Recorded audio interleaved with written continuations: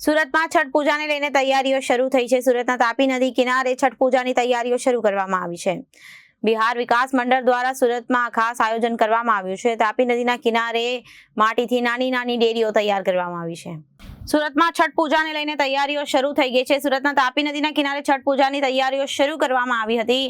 બિહાર વિકાસ મંડળ દ્વારા સુરતમાં ખાસ આયોજન કરવામાં આવી રહ્યું છે।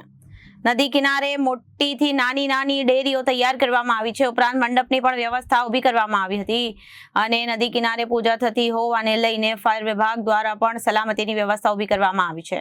35 થી 40 હજાર લોકો આ છઠ પૂજામાં ભાગ લેશે અને સામાન્ય રીતે 70 થી 80 હજાર લોકો છઠ પૂજામાં ભાગ લેતા હોય છે। પરંતુ બિહારની ચૂંટણીને લઈને મોટા ભાગના લોકો વતન છે। જે લોકો વતન નથી પહોંચી શક્યા તેમને છઠ પૂજાનો લાભ સુરતમાં જ મળશે તે હેતુથી आयोजन कराયું છે। पूरा आयोजन भव्य यहाँ पर आयोजन हो रहा है। सभी घाटों पर हो रहा है। बियर कम कोजवे पर से झाड़ का कटिंग हुआ है। मिट्टी गिरा करके डेरियां बनाई जा रही है। सिरसोक्ता बनाया जा रहा है और सफाइयाँ की जा रही है। और तरह तरह के जो है घरों पर आज नहावन धोवन नहान खाए के साथ कल खरना होगा, जिसमें 24 घंटा निर्जला रहा जाएगा।